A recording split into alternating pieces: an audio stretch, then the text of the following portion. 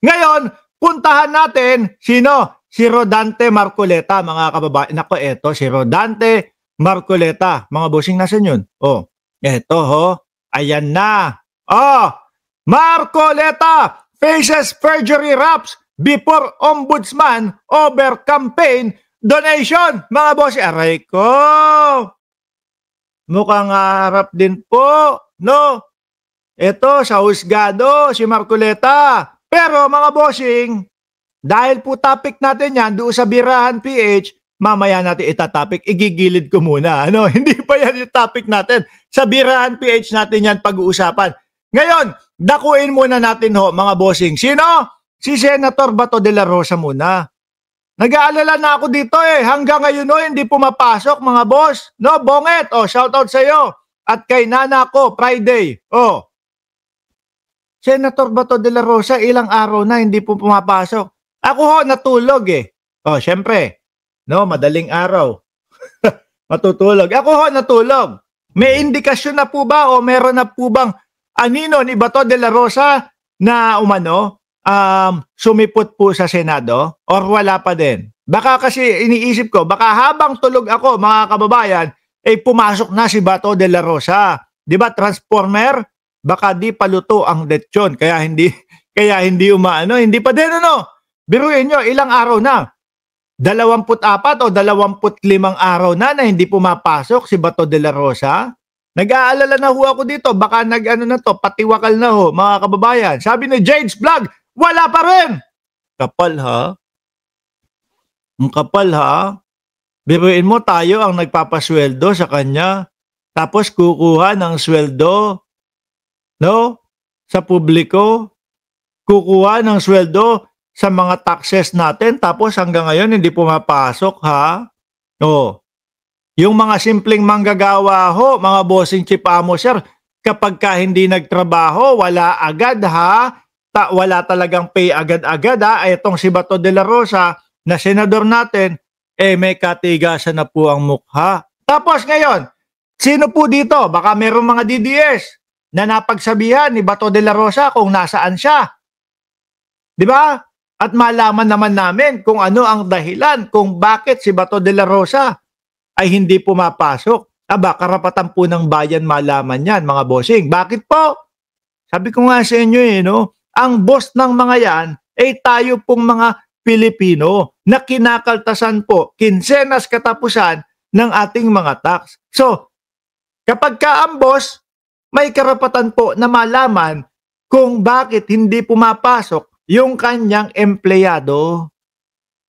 Diba?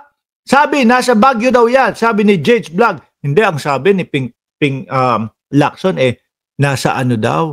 Nasa Davao daw.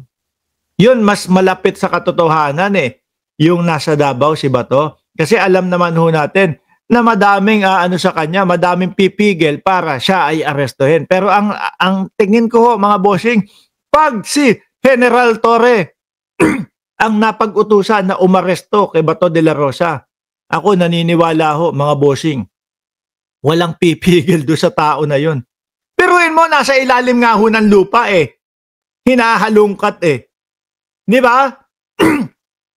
Nasa ilalim ng lupa, bakalain mo ba naman kumuha ng heart rate monitor para malaman yung tibok ng puso ni Kibuloy? Di po ba? Pag yan si Torre, naku delikado ho. Bakit? Sabi nga, di ba, kapag ang tao nananahimik, delikado yan. Mga boss, ang tahimik ni General Torre ngayon, nagko-concentrate yata para sa gagawing pag-aresto dito kay Bato de la Rosa. Di ba? Siguro ayaw magpa-istorbo. Walang i-istorbo sa akin. No?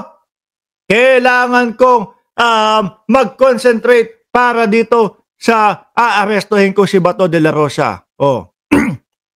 Ninong, pa-jacket po si Loaton. Sabi, founder to Sige na nga. Kahit hindi ako nagja-jacket, nasan ba si Loaton? Para jaketa, kapag ka nakalaibo tayo, mahirap pong mag-jacket talaga, mga kababayan No? Nasaan? Hindi makita, mamaya na.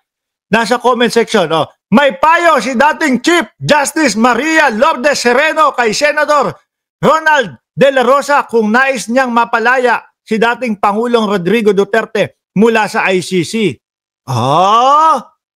Bato! Ayan na ang pagkakataon, Kung susundin mo yan, uulitin ko may payo si dating Chief Justice Maria Lourdes Sereno kay Senador Ronald Bato de la Rosa kung nais niyang mapalaya si dating Pangulong Rodrigo Duterte mula sa ICC. Nasa comment section ang link ng buong ulat. Ano daw po ito? He can be a witness for. Ayun naman pala, Bato No? Isa ka sa magiging susi para makalaya ang dating Pangulong Duterte. Mga DDS, anak ng putek, eto na pagkakataon ninyo. Ang tagal nyong isinisigaw na bring him home, bring him home. Sabi nga ng mga Jamaican, bring him home. Ang tagal nyong inihintay na maiuwi ang dating Pangulong Duterte. Ang sagot lang pala itong si Bato de la Rosa, Sabi po, mga kababayan, he can be a witness for. If he is credible at maganda yung paliwanag niya, the former president will be free. Sino po ba ang makakapag-explain ng maigi, ng pinakamaayos at pinakamakatotohanan na, kumbaga, makapagtatanggol kay dating Pangulong Duterte? Di wala pong iba, mga boss, di si Bato de la Rosa. Mga DDS, eto kung talagang gusto nyo makalaya ang dating Pangulo, kayo dapat mismo ang uudyok kay Bato de la Rosa. Boss Bato, eto na yung pagkakataon mo, yung ipinagyayabang mo sa amin, yung sinasabi mo sa amin na gagawin ko ang lahat para kay dating Pangulong Duterte. Uy, may napipikon. Dali, pakita ko sa inyo, may DDS. Uy, walang sisipa Hayaan nyo lang yung mga DDS dyan. May napipikon. Gagalit yung mga DDS. Kayo, tinuturuan na nga kayo. Ayan nga daw, si Bato de la Rosa, maging maging witness daw. At pagka maganda naman talaga ang kanyang paliwanag, di ba, Don Pasis? Pag maganda ang paliwanag ni Bato de la Rosa, di laya ang dating Pangulo. Kaya kayong mga DDS, huwag kayong aanga-anga. No? Nasa harap na ninyo o nandiyan nasa lungga ninyo yung makakapagpalaya kay dating Pangulong Duterte. Tumestigo si Bato de la Rosa. Di ba? Totoo naman mga bossing. If he loves the president so much, yun yung sinasabi sa inyo ni de la Rosa, mga DDS, di ba? Na mahal niya si dating Pangulong Duterte. At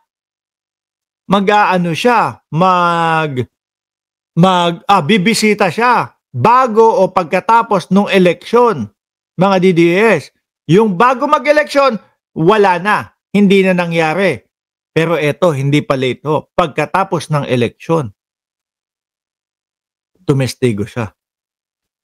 If he loves the president so much, he should just accept all responsibility onto himself.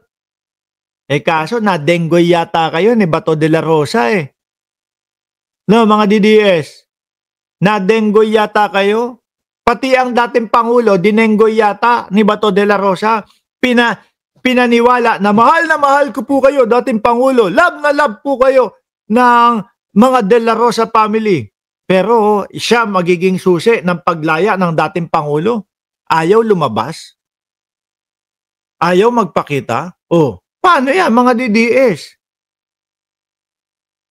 Yung inahangaan yung senador na sinasabi nyo, atapang atao, aputol atite, atakbo abilis. Wala pa nga aputol No, atakbo na abilis. Mga bossing, atago abilis na. Nagtatago na agad. Biruin mo mga bossing. Nilinaw naman po ni Ombudsman Remulla na yung daw pong hawak niyang warrant of arrest na nasa cellphone niya mga kababayan, ay hindi pa opisyal kasi meron pang kailangang tatak or kailangang mga pirma o kahit na anong dokumento. Wala pa. Yung pa nilinaw pero nakaugat na po si Bato de la Rosa Sabi ni Margie Barcebal, sabi niya, ipagluluto ng munggo. Naku, may munggo kami sa rep. Yun ang aalmusalin ko pagkatapos ko po mag-live sa inyo sa Birahan PH. Ano? Ulitin ko ha. Pagkatapos natin dito sa Mike Ramos, lipat tayo sa Birahan PH. Doon natin pag-uusapan yung nalalapit na mukhang makukulong si Rodante Marcoleta at mukhang matatanggal din sa pagkasenador. O tuloy! If he loves the president so much, he should just accept the responsibility onto himself. Correct. Eto pa. Bato could take blame for laban kontra droga, laban kontra, pinagbabawal na gamot to free Duterte in ICC. Sereno. Bato, pick, antibiotic. Mga DDS. Simple lang ang gagawin ninyo. Kayo mga DDS, kung totoo na mahal ninyo ang dating Pangulong Duterte, isisigaw nyo kay Bato de la Rosa, magpakita ka na. Sagipin mo ang ating dating Pangulo. Ganon! No?